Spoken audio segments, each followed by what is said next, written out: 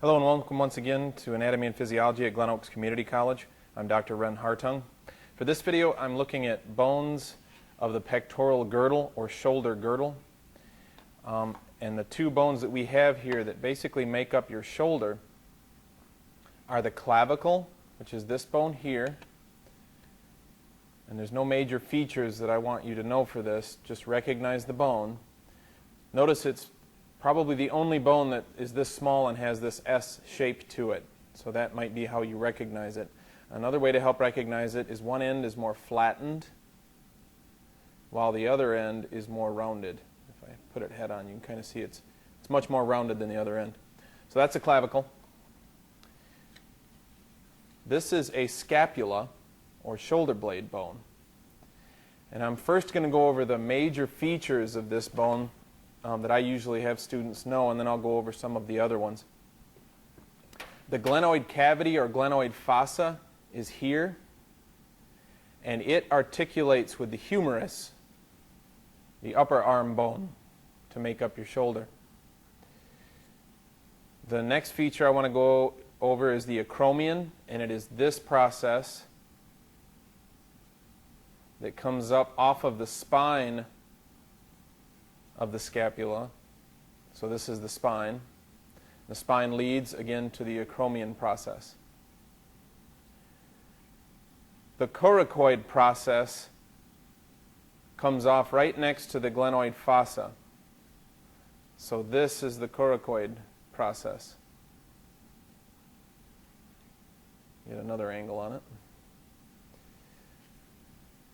So maybe to help you, if you hold up the scapula like this towards yourself, the large sweeping process that's coming up over the top is the acromion process,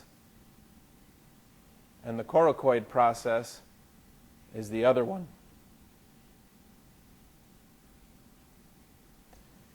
Those are the major features that I have most of my students remember. For some of the other features, this is the lateral border. And it's lateral because it points towards your arm. Your arm would be over here. Again, the humerus is going to articulate here, so this is out towards the shoulder.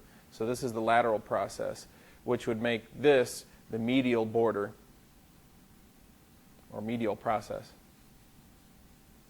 So medial border and lateral border.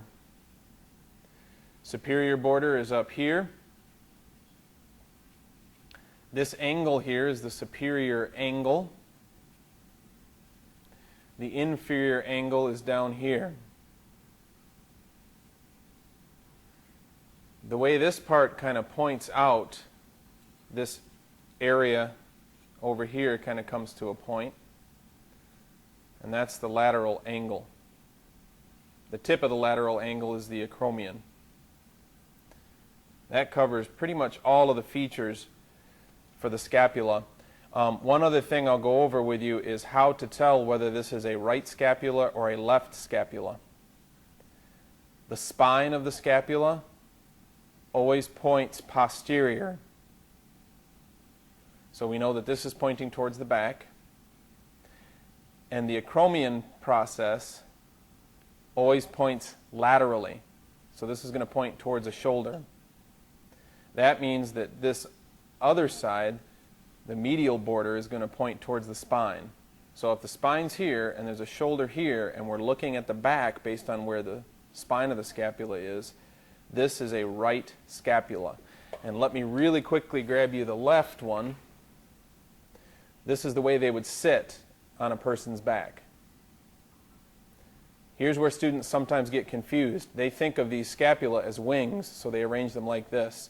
But that's not going to work. These aren't wings, and both of your humeruses would be inside of your chest or right up next to your spine. It's not the way it works. So this is the arrangement, and go back over those features to tell right from left, and you'd be able to tell the right and left scapula.